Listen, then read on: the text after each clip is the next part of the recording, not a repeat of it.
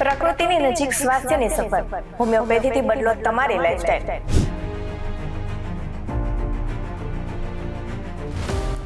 મારી સાચી ડિગ્રી તો મારા પેશન્ટનો ભરોસો જ છે.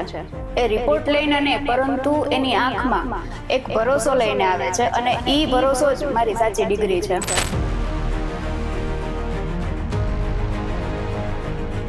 હોમિયોપેથીમાં ખાસ તો પેશન્ટને સમજવાની, એની બીમારી સમજવાની આખી વિશિષ્ટ શૈલી છે.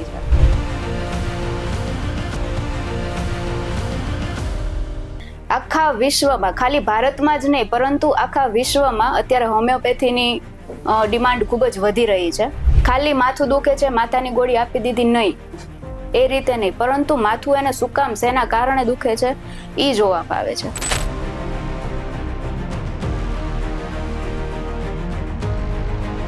ખાસ કરીને તો મેડિસિનની સાથે પેશન્ટ જે ડોક્ટરને સપોર્ટ કરે છે ને, એ જ મેઇન છે.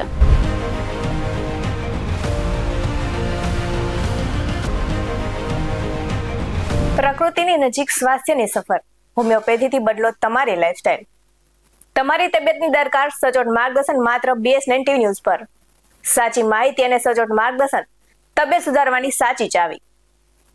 આજની આ ભાગદોડ ભરેલી જિંદગીમાં આપણી લાઈફસ્ટાઈલ અને ખાવા પીવાની આદતો ખૂબ જ બદલાઈ ગઈ છે અને કહેવાય છે કે જેવું અન્ન તેવું મન અને જેવું અન્ન તેવું તન. આપણે જે ખાઈએ છીએ તેની સીધી અસર આપણા સ્વાસ્થ્ય પર પડે છે. ત્યારે યોગ્ય આહાર શું છે અને અનેક બીમારીઓથી દૂર રહીને એક હેલ્ધી લાઈફસ્ટાઈલ કેવી રીતે જીવવી, આ તમામ પ્રશ્નોના સાચા અને વૈજ્ઞાનિક જવાબો મેળવવા માટે આજે આપણી સાથે સ્ટુડિયોમાં ઉપસ્થિત છે જાણીતા homeopathic doctor Priyal Parmar. Doctor Priyal Parmar, આપનું BS9 TV ન્યૂઝમાં ખૂબ ખૂબ સ્વાગત છે. પહેલા તો ખૂબ ખૂબ આભાર કે તમે મને એક એવું પ્લેટફોર્મ આપ્યું છે કે હોમિયોપેથીની સાચી સમજને હું દર્શકો સુધી પહોંચાડી શકું. નમસ્કાર, હું છું ડોક્ટર પ્રિયલ પરમાર. મારું પ્રાઇવેટ ક્લિનિક હાલ રાજકોટમાં જ છે, ત્યાં મારી જનરલ પ્રેક્ટિસ ચાલુ છે.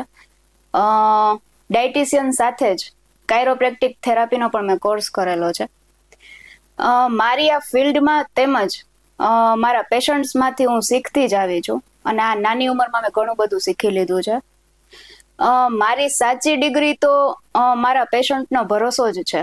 એ રિપોર્ટ લઈને નહીં, પરંતુ એની આંખમાં એક ભરોસો લઈને આવે છે અને એ ભરોસો જ મારી સાચી ડિગ્રી છે. આ સાથે જ હવે આપણે ડોક્ટર પાસેથી જાણીએ કે હોમિયોપેથી શું છે અને તેમના સંશોધક કોણ હતા અને હોમિયોપેથીની પ્રાથમિક પરિચય શું હોઈ શકે. હોમિયોપેથી એ એક સારવાર પદ્ધતિ છે.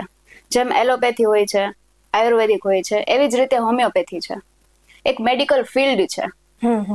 આ મેડિકલ ફિલ્ડમાં હર કોઈ ફિલ્ડની અલગ અલગ સિદ્ધાંતો હોય છે. જેમ કે આયુર્વેદિકમાં વાત, પિત્ત અને કફ, તો એના સિદ્ધાંતો અલગ હોય છે અને એ ડોક્ટરો એની રીતથી સારવાર આપતા હોય છે, દવાઓ કરતા હોય છે. હોમિયોપેથીમાં ખાસ તો પેશન્ટને સમજવાની, એની બીમારી સમજવાની આખી વિશિષ્ટ શૈલી છે.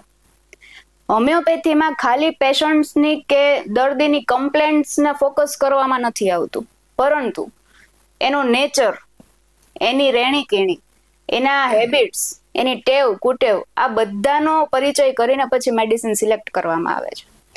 હોમિયોપેથીના સંશોધક ડોક્ટર સેમ્યુઅલ હનીમન, જે એક એલોપેથી ડોક્ટર હતા અને જર્મનીમાં એની શોધ કરી છે. આખા વિશ્વમાં, ખાલી ભારતમાં જ નહીં પરંતુ આખા વિશ્વમાં અત્યારે હોમિયોપેથીની ડિમાન્ડ ખૂબ જ વધી રહી છે અને એમાં પણ કોરોના પછી હોમિયોપેથીના રિઝલ્ટ માણસોની નજરમાં એટલા બધા વધી ગયા છે કે એની કોઈ સીમા જ નથી. 10 વર્ષ પહેલા આવી અવેરનેસ નહોતી, પણ હોમિયોપેથીએ જ પોતાનું એવું રિઝલ્ટ કોરોનામાં આપી દીધું છે ને કે અત્યારે એની ખૂબ જ ડિમાન્ડ વધી ગઈ છે. આજે ભારતમાં જ નહીં પરંતુ સમગ્ર વિશ્વમાં, UK, જર્મની, લંડન, આ બધા જ દેશોમાં હોમિયોપેથી સારી એવી રિઝલ્ટ આપી રહી છે. આ સાથે તમે બધો પરિચય આપ્યો, ત્યારે હવે પ્રશ્ન એ છે કે હોમિયોપેથી દવા શેમાંથી બનતી હશે? હોમિયોપેથી દવા 70% દવા છે બધી વનસ્પતિઓમાંથી બને છે. વનસ્પતિ જેમ કે એમના છાલ, એમના પાંદડાઓ, એમનું થડ છે, એમના ફૂલો છે, 70% મેડિસિન બધી આમાંથી બને છે. બીજું પ્રાણીઓમાંથી બનાવવામાં આવે છે. એમના દૂધમાંથી, એમના વિષમાંથી, એમના સ્ત્રાવોમાંથી બનાવવામાં આવે છે. બીજું ખનિજ તત્વોમાંથી, સોનું, ચાંદી, પારો, સોડિયમ, પોટેશિયમ, મેગ્નેશિયમ, આ બધામાંથી હોમિયોપેથી દવા બનાવવામાં આવે છે. હવે આ હોમિયોપેથી બનાવવામાં કઈ રીતે આવે છે એ ખૂબ જ અલગ પદ્ધતિ છે આની. આ જે કઈ હું બોલી છું આ બધામાંથી સ્ત્રાવો બહુ જ સૂક્ષ્મ રીતે લેવામાં આવે છે અને એને ડિસ્ટિલ વોટર સાથે અથવા તો ગ્લિસરીન અથવા તો આલ્કોહોલ સાથે મિક્સ કરીને એને પોટન્ટાઇઝ કરવામાં આવે છે. એકદમ નાની નાની ગોળીઓ આવે છે. આપણે એલોપેથીની તો સિરપ ફોર્મ આવતું હોય, પછી ટેબ્લેટ્સ આવતી હોય, તો આ હોમિયોપેથીની દવા એકદમ નાની ઝીડી વ્હાઇટ કલરની ગ્લોબ્યુલ્સ આવે છે. બીજા ફોર્મમાં બી આવે છે, ઓઇન્ટમેન્ટ આવતી હોય છે, પાવડર બી આવતા હોય છે, મધર ટિંચર જે એક લિક્વિડ છે, એ રીતે બી મેડિસિનના ફોર્મ અલગ અલગ રીતે આવતા હોય છે. તો આ બધી દવા છે આપણે દર્દીને આપવી હોય તો હોમિયોપેથીના દર્દીને તેની હિસ્ટ્રી પૂછવામાં શું કામ આવે છે વારંવાર, કે એને શું કામ, શું કેવી રીતના થયું, અને બહુ ડીપમાં એનું સંશોધન કરવામાં આવે છે, એનું કોઈ કારણ હશે? હા, હોમિયોપેથીમાં ખાસ કરીને તો હિસ્ટ્રી જ મેઇન છે. હવે હિસ્ટ્રીમાં વાર શું કામ લાગે છે? કારણ કે પેશન્ટના રૂટ કોઝ સુધી પહોંચવા માટે, કે કાંઈ પણ વસ્તુ, કાંઈ પણ બીમારી થઈ છે તો મેઇન એનું રીઝન પૂછવા માટે હિસ્ટ્રી લેવામાં શું જોઈએ અને શું કામ વાર લાગે છે, તો કે પેશન્ટનું મેન્ટલ હેલ્થ, ફિઝિકલ હેલ્થ અને એની ઓલ ટાઈપ્સની હેબિટ્સ, આ બધા ઉપર ફોકસ કરવામાં આવે છે. ખાલી માથું દુખે છે, માથાની ગોળી આપી દીધી, નહીં, એ રીતે નહીં, પરંતુ માથું એને શું કામ, શેના કારણે દુખે છે એ જોવામાં આવે છે. બીજી મેઇન વસ્તુ એ છે કે આ ભાગદોડ વાળી જિંદગીમાં કોઈ પાસે સમય નથી. હવે પેશન્ટ તમારી સાથે બેસે છે અને અમે કલાક સુધી એને પ્રશ્નોત્તરી પૂછીએ છીએ તો પેશન્ટને દિલથી એમ થાય છે કે ના, આટલું તો અમને કોઈએ ક્યારેય પૂછ્યું જ નથી એમ. તો એની જે 20 થી 30% જે કઈ તકલીફો તો એમ જ જતી રહી છે, કારણ કે એ લોકોને આપણે અટેન્શન આપ્યું છે, એને સપોર્ટ કર્યો છે, એટલે મેન્ટલી જ એમ કહી દે છે કે ના, મને હવે સારું ફીલ થાય છે. બીજી વસ્તુ, માનસિક જે કઈ એની માનસિકતા એના અંદરથી કે મને આ થાય છે, તે થાય છે, એની સાથે સાથે જ મનોવિજ્ઞાન કહે છે કે અમુક બીમારીઓ મનથી જ થાય છે. એટલે એ લોકોને થોડુંક મેન્ટલી સપોર્ટ આપીએ ને તો ઘણું સારું એવું રિઝલ્ટ મળે છે. બીજું, એમના વિચારો, એમના ખાવા પીવાના શોખ, પછી એમની ટેવ, એમની કુટેવ, એની રેગ્યુલર લાઈફસ્ટાઈલ ના each and every point note કરવામાં આવે છે. ઘણી વખત પેશન્ટ સાથે એના મમ્મી પપ્પા કે એના હસબન્ડ વાઈફ આવતા હોય તો પેશન્ટ ખુલીને વાત નથી કરતું, એને સંકોચ રહી જાય છે. પણ જ્યારે પેશન્ટ તમારી સાથે ખુલીને વાત કરે ને, એટલે નાનામાં નાની વસ્તુથી પણ હોમિયોપેથી મેડિસિન નક્કી થઈ જતી હોય છે, કારણ કે એની પર્સનાલિટી જે કંઈ અમારી સામે દેખાય છે એના લીધે એક નાનામાં નાનો પોઈન્ટ પણ મેડિસિન સિલેક્ટ કરવામાં ખૂબ જ મદદ કરે છે. હોમિયોપેથીમાં ઘણી બધી મેડિસિન્સ પેશન્ટના નેચર બધાના અલગ અલગ હોય છે, એવી રીતે મેડિસિન્સ પણ બધી અલગ અલગ હોય છે.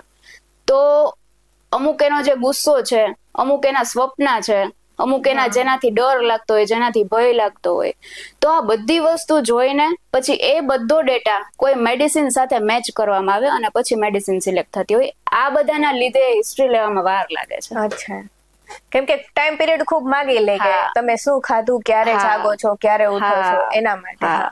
હવે આ બધા પ્રશ્નોના જવાબ પછી એવું છે કે આ જનરેશનને હોમિયોપેથી દવા જ કેમ અનુકૂળ આવે છે, એલોપેથી કેમ નહીં? બહુ સારો પ્રશ્ન છે. સૌપ્રથમ તો એની સાઈડ ઇફેક્ટ્સ બહુ જ ઓછી છે. બીજી વસ્તુ, ખર્ચો સાવ ઓછો લાગે છે. ત્રીજું છે હોલિસ્ટિક અપ્રોચ, એટલે કે માથું દુખે છે તો ડાયરેક્ટ માથાની ગોળી નહીં, પરંતુ એનું મૂળ શોધે છે, એનું કારણ શોધે છે અને એને બંધ કરવામાં આવે છે. આ થઈ જનરેશન પ્રમાણે હોમિયોપેથીને કેવી રીતના દવાની અનુકૂળતા આવે છે તેની રહી. પરંતુ હવે એમ પ્રશ્ન છે કે શું પશુઓમાં પણ હોમિયોપેથી દવા આપવામાં આવે છે? હા, બિલકુલ. પશુઓમાં પણ હોમિયોપેથી સારું એવું વર્ક કરે છે. ગાય, બિલાડી, ભેંસ, આ બધામાં હોમિયોપેથી વર્ક કરે છે. ખાસ કરીને ચામડીઓની તકલીફ, પેટનું ફૂલવું, બીજું એ લોકોને પણ તાવ ને આવી બધી કમ્પ્લેન્ટ્સ આવતી હોય છે, તો એમાં હોમિયોપેથી ખૂબ સારો એવો રોલ કરે છે. અને જે પશુઓમાં દૂધ નથી આવતું, દૂધની સમસ્યાઓ હોય છે, તો એ બધા પશુઓમાં પણ હોમિયોપેથી સારું એવું વર્ક કરે છે. સાંભળ્યું છે કે હોમિયોપેથી લાંબા સમય રિઝલ્ટ આપે છે, પરંતુ બધા જ હોમિયોપેથી કેસમાં રિકવરી ટાઈમ ઘણો ઓછો હોય છે, ક્યારેક વધારે પણ હોય છે. આ સાચું છે કે ખોટું? ના, બધા કેસમાં એવું જરૂરી નથી કે વાર જ લાગે એમ. ઘણી વખત કોઈ એક્યુટ ડિઝીઝ, સામાન્ય 2-3 દિવસ પૂરતું તાવ, શરદી, ઉધરસ હોય છે હા, તો એવું જરૂરી નથી. પ્રોપર મેડિસિન સિલેક્ટ થઈ ગયું હોય તો 2-3 કલાકમાં પણ રિઝલ્ટ મળી જતું હોય છે. ઘણી વખત 1 વીકમાં પણ રિઝલ્ટ મળી જતું હોય છે. પણ હા, 2-3 મહિના થયા કોઈ માઇગ્રેન છે, કોઈ સ્કિનની તકલીફ છે, એવી કોઈ તકલીફો હોય તો પછી ટાઈમ લાગે છે 1-2 મહિનાનો. અને ખાસ કરીને હોમિયોપેથી જૂની બીમારીઓ, વર્ષો જૂની બીમારીઓ હોય છે, લાઈક સોરિયાસિસ છે, ડાયાબિટીસ, થાઇરોઇડ, બીપી છે, તો આ બધા માટે તો 1-2 વર્ષ તો સમય લાગી જ શકે છે. એમાં તાત્કાલિક રિઝલ્ટ નથી મળતું. ઓકે, કોઈ જૂના રોગ હોય તો એમાં હોમિયોપેથી દવા લેવામાં વાર લાગે છે રિકવરી થતા. હા, હવે એવું છે કે પ્રેગ્નન્સી રાખવા માટે હોમિયોપેથી કેટલું વર્ક કરે છે? પ્રેગ્નન્સી રાખવા માટે કોઈ પ્રોપર મેડિસિન નથી હોતી કે આ મેડિસિન પીધી પ્રેગ્નન્સી રહી ગઈ. પરંતુ શું કામ પ્રેગ્નન્સી નથી રહેતી એની ઉપર ફોકસ કરવામાં આવે છે. પ્રેગ્નન્સી ન રહેવાના ઘણા બધા ચાન્સીસ હોય છે. મેલ પાર્ટનર કે ફિમેલ પાર્ટનરમાં અલગ અલગ જાતની કોમ્પ્લિકેશન્સ આવતા હોય છે. તો પ્રેગ્નન્સી શું કામ નથી રહેતી? તો કે અનિયમિત માસિક સ્ત્રાવ આવતો હોય, પીસીઓડી છે, મેલ છે તો સ્પર્મ ક્વોલિટી ઓછી છે, મોબિલિટી ઓછી છે. તો આ બધા ઉપર સર્ચ કરીને કે રિપોર્ટ્સ કરીને કે શેના લીધે પ્રેગ્નન્સી નથી રહેતી ઈ પહેલા જોવામાં આવે છે. તો અનિયમિત માસિક સ્ત્રાવ હોય કે પીસીઓડી હોય તો હોર્મોન્સ બેલેન્સ કરવા, આ બધી વસ્તુની હોમિયોપેથીમાં મેડિસિન થાય છે. સ્પર્મ ક્વોલિટી વધારવી, મોબિલિટી વધારવી, એની મેડિસિન્સ થાય છે. બીજું, ઘણાને ડિપ્રેશન, એન્ઝાયટી હોય તો એની મેડિસિન્સ થાય છે. આ બધી વસ્તુ ઉપર સર્ચ કરીને પછી પ્રેગ્નન્સી રાખવા માટે હોમિયોપેથી સપોર્ટ કરે છે. મેડમ, આ બધી વાત થઈ ગઈ આપણે, બરાબર, પરંતુ હવે એ પ્રશ્ન એ છે કે તમે આ ફિલ્ડમાં કઈ વસ્તુમાં સ્પેશિયાલિસ્ટ છો? હું પોતે મેડિસિન બનાવું છું. અસ્થમા અને શ્વાસની મેડિસિન બનાવું છું. મારા ઘણા બધા પેશન્ટ્સને ઘણા સારા એવા રિઝલ્ટ મળ્યા છે. આ મેડિસિન વનસ્પતિના અર્કમાંથી બનાવવામાં આવે છે, જે પ્યોર હર્બલ છે. એની કોઈ પણ જાતની કઈ સાઈડ ઇફેક્ટ નથી. અસ્થમાની મેડિસિન બનાવ્યા પછી બીજી 2 મેડિસિન બનાવી. સાંધાના ઘસારાની, જે ઓર્થોપેડિક ડોક્ટરે ઓપરેશન કરાવવાનું કીધું હોય ને એમ કીધું હોય કે સંધિવા છે, જોઈન્ટ રિપ્લેસમેન્ટ કરવું પડશે, તો એવા પેશન્ટને જરાય જરૂર પડતી નથી. પણ મિનિમમ 3 થી 4 મહિનામાં 70 થી 80% જેટલું રિઝલ્ટ પેશન્ટને મળી ગયું છે. અને અસ્થમાના પેશન્ટ તો એવા પણ ઘણા બધા છે કે 10 થી 15 દિવસમાં જ આવીને કહી ગયા છે કે મેડમ સાવ મને અત્યારે સાવ રાહત છે એમ. અને ઘણી વખત અમુક પેશન્ટને 3-4 મહિના પણ મેડિસિન પીવી પડતી હોય છે. ત્રીજું છે કે વાળની જે લોકોને તકલીફ છે, હેર લોસ થતા હોય, હેર ગ્રોથ જેને કરવો છે, લેડીઝમાં તો ખાસ, તો આવા લોકો માટે હું હેર ઓઇલ પણ બનાવું છું અને હોમિયોપેથિક હેર ડ્રોપ્સ બી આપું છું. અને ઘણા સારા રિઝલ્ટ મને મળ્યા છે. તમે આ બધી દવા બનાવો છો, દર્દીને આપો છો, પણ દર્દીને આ બધી દવા લેવી હોય અને લેતા હોય તો એને કેટલી પરેજી પાડવી પડે? ઓકે, ખાસ કરીને તો મેડિસિનની સાથે પેશન્ટ જે ડોક્ટરને સપોર્ટ કરે છે ને એ જ મેઇન છે. કે ડોક્ટર શું નથી ખાવાનું કહેતા, શું ખાવાનું કહે છે, અને પછી એ પ્રમાણે પેશન્ટ ના ચાલે ને તો પછી રિઝલ્ટ મળવામાં બહુ તકલીફ પડે છે. ખાસ કરીને હોમિયોપેથીમાં અમુક વસ્તુની એડિક્શન હોય છે, લાઈક ટોબેકો છે, માવો ખાતા હોય છે, દારૂ પીતા હોય છે, બિયર, આ બધી વસ્તુ છે ને હોમિયોપેથીની મેડિસિનની અસરને ઘટાડી દે છે. ઘણી વખત ડોક્ટર એમ કહેતા હોય ડુંગળી લસણ નથી ખાવાના. તો આ બધી વસ્તુ શું કામ? તો કે હોમિયોપેથી મેડિસિનની અસરને ઘટાડી દે છે.